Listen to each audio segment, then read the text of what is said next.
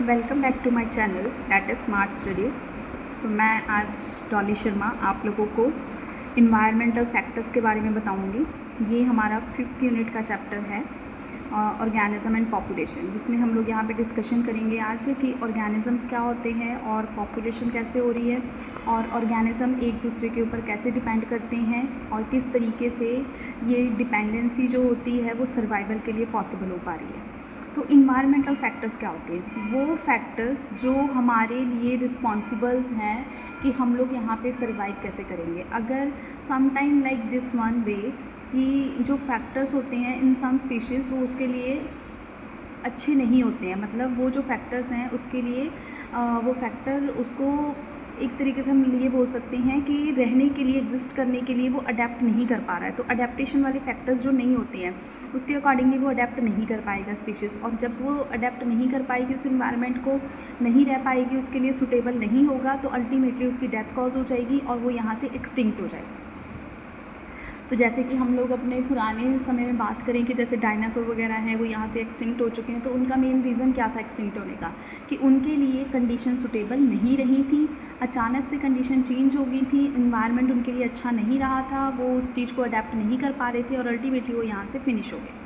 तो ऐसे ही यहाँ पे हमारे पास भी इन्वायरमेंटल फैक्टर्स होते हैं। ये वाला क्वेश्चन भी इवन आप लोगों को बहुत बार पेपर में आ जाता है, what are the environmental factors that are responsible for the adaptation of species और that are responsible for survival of species. तो कौन कौन से जो फैक्टर्स होते हैं वो हेल्प कर रहे हैं यहाँ पे स्पीशीज़ को सर्वाइव करने के लिए। Here we are discussing about environmental factors. It is of two types, abiotic factors and abiotic factors, जो कि आप छोटी क्लासेस में भी पढ़ते आ रहे हो कि अबायोटिक फैक्टर्स क्या होती हैं। वो फैक्टर्स जो नॉन लिविंग फैक्टर्स होते हैं, जो हमारे लिए रिस्पॉन्सिबल होते हैं, नॉन लिविंग फैक्टर्स, जिसमें वो ज़िंदा नहीं होते हैं बट लेकिन हम उनके बिना सर्वाइव नहीं कर सकते। तो ये अबायोटिक फैक्टर कौन कौन से हैं यहाँ पे? एडैप्टिक फैक्टर्स हैं, क्लाइमेटिक फैक्टर्स हैं, ट्रोपोजियोग्राफिक फैक्टर्स हैं। तो इनमें यहाँ पे इन सारे फैक्टर्स की मैं यहाँ पे बात करूँगी आपके पास। तो सबसे पहले हम लोग बात करते हैं एडैप्टिक फैक्टर। एडैप्टिक फैक्टर कौन कौन से होते हैं? Inorganic nutrients, organic debris and soil, these are the edaphic factors. ये नॉन लिविंग है। इनऑर्गेनिक न्यूट्रिएंट्स होते हैं वो न्यूट्रिएंट्स जो हमारी बॉडी के लिए ज़रूरी तो होते हैं बट लेकिन ये ज़िंदा नहीं होते हैं। ऑर्गेनिक डेब्रिस होती है आउटर लेयर की, outer layer of like soil की आउटर लेयर होगी, या मरे हुए एनिमल्स की जो मर जाते हैं उनके जो डेब्रिस बच जाना उसे बोलते हैं ऑर्गेनिक डेब्रिस। मतलब मरे हुए जीवों से मिला हुआ डेब्रिस, मतलब वो ख़त्म हो चुका है, तो उसे भी वो अबायोटिक फैक्टर्स के अंदर आएगा। Soil is also abiotic factor, क्योंकि ये भी ज़िंदा नहीं होती है बट लेकिन हमारे लिए रिस्पॉन्सिबल होती है हमारे सर्वाइवल के लिए। क्योंकि अगर सॉइल नहीं होगी तो हमारे पास यहाँ पे, अगर सॉइल नहीं होगी हमारे पास तो हम लोग प्लांट्स जो हैं वो नहीं हो पाएंगे यहाँ पे, और हमारे लिए कोई भी चीज़ें अवेलेबल नहीं हो पाएंगी। तो soil is also very important factor for the survival of species. तो सॉइल ही है जो हमें एक बेस प्रोवाइड कर रही है, ठीक है। Now next is the climatic factors. Climatic factors के अंदर आगे यहाँ पे जो क्लाइमेट में हो रहे हैं, क्लाइमेट के अंदर कौन कौन से हैं? Air, water, temperature, gases and precipitation, these are the factor that are responsible for the survival of organism. तो एयर के अंदर क्या होता है? एयर के अंदर जैसे पार्टिकल्स प्रेजेंट होते हैं, ठीक है। एयर के अंदर गैसेस प्रेजेंट होती हैं, तो ये सारी चीज़ें हमारे सर्वाइवल के लिए हेल्प करती हैं। अब अगर एयर यहाँ पे नहीं होगी, एयर के अंदर अगर ऑक्सीजन ना हो, कार्बन डाइऑक्साइड ना हो, नाइट्रोजन ना हो, अदर जो गैसेज हैं, मिक्सचर ऑफ गैसेज है, वो अगर ना हो, पार्टिकल्स ना हो, तो हमारा सर्वाइवल पॉसिबल नहीं है। क्योंकि हवा हमारे लिए हेल्प करती है सर्वाइव करने के लिए। वाटर ड्रिंकिंग पर्पज़ के लिए, H2O। अगर पानी नहीं होगा तो हमारी बॉडी को, हमारी जो बॉडी है 70% ऑफ वाटर से बनके बनी हुई है, तो बिना पानी के भी हम यहाँ पे सर्वाइव नहीं कर सकते। Temperature is also very important. Temperature कभी बढ़ जाता है, कभी कम हो जाना, तो हमारी बॉडी भी उस चीज़ को अडेप्ट कर लेती है टेम्परेचर को, तो वो इन्वायरमेंटल फैक्टर में आ गया। अगर टेम्परेचर बहुत ज़्यादा कम होता है, बहुत ज़्यादा हो जाता है, तो हमारी बॉडी उसमें सर्वाइव नहीं कर पाती है, तो उसी की वजह से सम स्पीशीज़ क्या हो जाती हैं, यहाँ से एक्सटिंक्ट हो जाती हैं।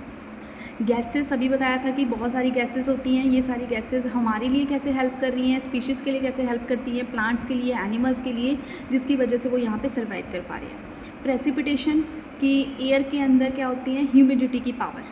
ह्यूमिडिटी मतलब उसके अंदर कितना मॉइस्चर कंटेंट है, तो तो वो हो गया यहाँ पे प्रेसिपिटेशन। अगर मॉइस्चर कंटेंट कम है, ज़्यादा है, कि कौन सी स्पीशीज़ को कितना मॉइस्चर कंटेंट चाहिए होते हैं अपने सर्वाइवल के लिए, तो ये उसके फैक्टर्स हैं, रिस्पॉन्सिबल हैं उसको सर्वाइव करने के लिए। Now next is a topographic factors, height of the mountain and attitude of a slope. Height of mountain भी डिपेंड करती है कि जो स्पीशीज़ वहाँ पे रह रही हैं तो माउंटेन की हाइट कितनी है, माउंटेन्स की हाइट कितनी है, कितना उनका स्लोपिंग एरिया है, कितना उसका एल्टीट्यूड है। तो ये सब कुछ डिपेंड करता है अबायोटिक फैक्टर्स में, जो कि सारे नॉन लिविंग फैक्टर्स होते हैं। और ये नॉन लिविंग फैक्टर्स जो होते हैं वो हेल्प करते हैं यहाँ पे सर्वाइवल ऑफ अ स्पीशीज़, कि कोई भी स्पीशीज़ इन सारे फैक्टर्स के साथ रिस्पॉन्सिबल होती है, उसके बाद ही वो अपना सर्वाइवल कर सकती है। अगर वो यहाँ पे इन सारी चीज़ों को अडेप्ट कर लेती है, ये सारी चीज़ें उसके लिए सूटेबल हो जाती हैं और वो सारी चीज़ें उसके लिए अवेलेबल हो जाती हैं, तभी वो स्पीशीज़ यहाँ पर सर्वाइव कर पाएगी, अदरवाइज़ उसका सर्वाइवल पॉसिबल नहीं है। नाउ हम इसमें एक बात करते हैं जो सॉइल की स्टडी होती है। Study of soil is known as the pedology, that is known as the pedology, जिसमें हम लोग बात करते हैं कि जब हम किसी भी चीज़ की स्टडी करते हैं, सॉइल की स्टडी करते हैं specific, that is known as the pedology. और जो उसका प्रोसेस होता है सॉइल की फॉर्मेशन का, that is known as the pedogenesis. Now अब हम लोग यहाँ पे बात करेंगे बायोटिक फैक्टर्स की। अभी तक हमने बात की थी एबायोटिक फैक्टर्स की। Here these are the biotic factors. Biotic factors होते हैं लिविंग फैक्टर्स। लिविंग मतलब जो जिंदा चीज़ें होती हैं वो अब एक दूसरे के ऊपर कैसे इफेक्ट कर रही है उनके सर्वाइवल के लिए, स्पीशीज़ को सर्वाइव करने के लिए, these are known as the biotic factor. तो बायोटिक फैक्टर्स में यहाँ पे आ जाते हैं producers, consumer and decomposers. Producers होते हैं जो प्रोडक्शन के लिए हेल्प करते हैं, तो यहाँ पे प्रोड्यूसर्स होंगे हमारे प्लांट्स। प्लांट्स ही पूरी अर्थ के ऊपर ऐसे हैं जो प्रोडक्शन के लिए हेल्प करते हैं, प्रोड्यूस कर रहे हैं हमारे लिए, जो है वो खाना बना रहे हैं। और कोई भी ऐसी चीज़ नहीं है, क्योंकि प्लांट्स के अंदर क्लोरोफिल होती है, हम लोग ग्रीन नहीं हैं, प्लांट जो हैं वो लाइट की प्रेजेंस में अपना खाना बनाते हैं, इसलिए इन्हें बोलते हैं प्रोड्यूसर्स। तो इसके अंदर आते हैं photo autotrophs and chemo autotrophs. Photo autotrophs होते हैं जो लाइट के ऊपर डिपेंड करते हैं, और कीमो ऑटोट्रॉप्स होते हैं जो केमिकल्स के ऊपर डिपेंड करते हैं अपने प्रोडक्शन के लिए, अपने फूड की फॉर्मेशन के लिए। तो जो फूड चेन है उसका सबसे पहला ट्रॉपिक लेवल होता है प्रोड्यूसर्स। प्रोड्यूसर्स के बाद आ जाते हैं कंज्यूमर। कंज्यूमर हमारे पास 4 टाइप्स के होते हैं, primary consumer, secondary consumer, tertiary consumer and quaternary consumers. अब प्राइमरी कंज्यूमर जो सबसे पहले क्या खाएंगे, यहाँ पे प्लांट्स को खाएंगे, जिसके अंदर हम लोग हर्बीवोरस की बात करते हैं। Herbivorous, carnivorous, omnivorous. कार्निवोरस जो कि दूसरे एनिमल्स को खाएंगे, ओमनिवोरस जो दोनों चीज़ों को खाएंगे, एनिमल्स को भी खाते हैं और प्लांट्स को भी खाते हैं। क्वाटरनरी के अंदर ये तीनों चीज़ें आ जाएंगी यहाँ पे, ठीक है। तो ये हो गए कंज्यूमर जो कि डिपेंड करते हैं प्रोड्यूसर्स के ऊपर, क्योंकि अगर प्रोड्यूसर्स नहीं होंगे तो कंज्यूमर अपना फूड कहाँ से ले सकते हैं, तो ये चेन जो है वो टूट जाएगी और अल्टीमेटली वो स्पीशीज़ सर्वाइव नहीं कर पाएंगे। तो कंज्यूमर यहाँ पे हो ही नहीं पाएंगे अगर प्रोड्यूसर्स नहीं होंगे। तो producer is the main chain for the food chain और स्टार्टिंग ऑफ अ चेन। और यहाँ पे जो फैक्टर्स हैं उसके लिए रिस्पॉन्सिबल भी सबसे पहले क्या है, प्रोड्यूसर्स ही होते हैं। उसके बाद आ जाते हैं हमारे पास डीकम्पोजर्स। डीकम्पोजर्स होते हैं जो मरे हुए डेड एनिमल्स के ऊपर वर्क करते हैं, उनको फिनिश करने के लिए हेल्प करते हैं, डेड रिमेन्स को ख़त्म करने के लिए हेल्प करते हैं यहाँ से, और अर्थ को क्लीन करने के लिए हेल्प करते हैं। These are the micro organisms decomposers, जो कि यहाँ पे हेल्प करेंगे जो मरे हुए एनिमल्स हैं या मरे हुए ह्यूमन बींग्स हैं या मरे हुए प्लांट्स हैं, जो भी मरी हुई चीज़ें हैं उनको स्मॉलर पार्टिकल्स में कन्वर्ट करना और डीकम्पोज करने के लिए हेल्प करना, वहाँ से फिनिश करने के लिए हेल्प करना। These are known as the decomposers. और डीकम्पोजर्स का मेन रोल होता है यहाँ पे, क्योंकि ये अर्थ की क्लीनिंग के लिए हेल्प करती हैं। बिना डीकम्पोजर्स के अर्थ की क्लीनिंग पॉसिबल नहीं है।